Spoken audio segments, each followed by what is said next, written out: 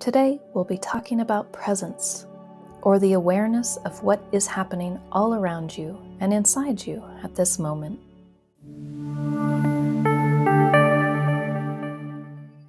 If you're a coach, consultant, or well-being entrepreneur, grab free science-based content to grow your business by clicking the ebook link in the description below.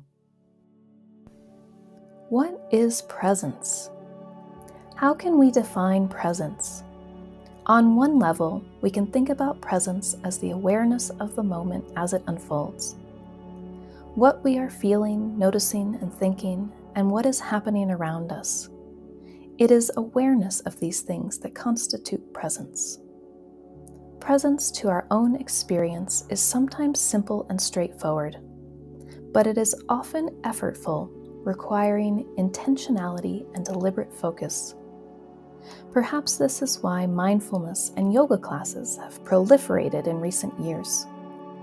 Most of us do need help and instruction in getting back into our bodies and our lived experiences.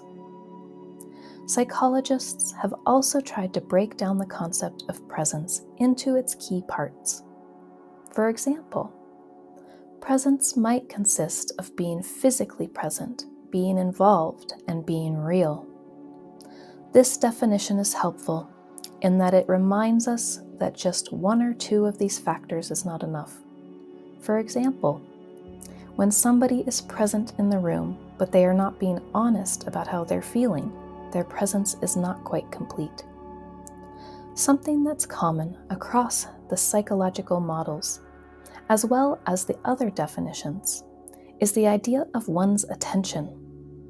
If we are not involved or engaged in a situation, actively noticing and taking things in, having reactions, and noticing those reactions, then we are not fully present. As such, presence might involve noticing when we fall into familiar patterns, and instead asking ourselves whether these behaviors are what the situation truly calls for. You can also think of presence as wholehearted acceptance of what the moment brings. Instead of resisting what is happening or checking out mentally, we receive the moment as it unfolds. So what are the benefits of being present? One study found that when people are more mindful of the present moment, they experience fewer stressful events and less stress in moments that are challenging. This suggests that mindfulness is associated with greater abilities to recognize and manage our emotions. After all, our emotions are less powerful and less upsetting if we can see them coming, understand why they are here, and stay with them instead of turning away. This study is just one of many to find that present moment awareness is associated with better psychological health, less stress, and better mood. Psychologically speaking, it is truly advantageous to be as alert to and accepting of what is happening in the moment as possible. So what determines how much presence a person can bring to a moment? One psychologist theorizes that there are three key components. First, it matters how much sensory information we are able to take in. For example, if I'm sitting on the bus and listening to music on my headphones, I'm not as present as if I were taking in the sounds of the city instead. Second, our presence depends on how able we are to use our senses to take the world in. For example, people who have not slept well are at increased risk of getting in a car accident.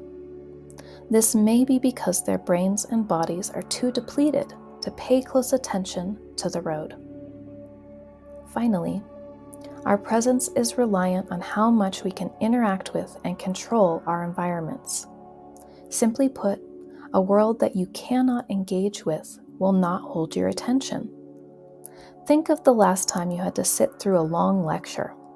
How much easier would it have been to stay present if there was the expectation that you would ask questions, discuss a key point with the person sitting next to you, or share the key ideas from the talk with somebody else later? When our world feels interactive and invites our engagement, we are more present. So, what are some ways of becoming more present? To highlight just a couple, one study aimed to help undergraduate students worry less by cultivating their mindfulness. The students highest in worry at one school took classes in mindfulness meditation and in finding joy in the present moment. The intervention was short, with each student receiving only 40 minutes of instruction in either mindfulness meditation or what the researchers called present moment joy. But the effects were impressive, with both groups reporting fewer negative emotions, greater curiosity, and less of a sense of being controlled by their emotions. These brief interventions are typical of the amount of support people need to be more present.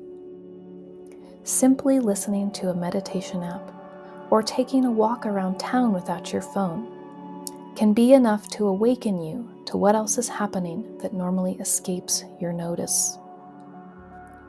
Presence, or the ability to be aware of and attuned to what is happening in the moment, is a challenging but powerful skill to develop and harness. I hope this video inspires you to think a bit about when you are present versus absent in your life.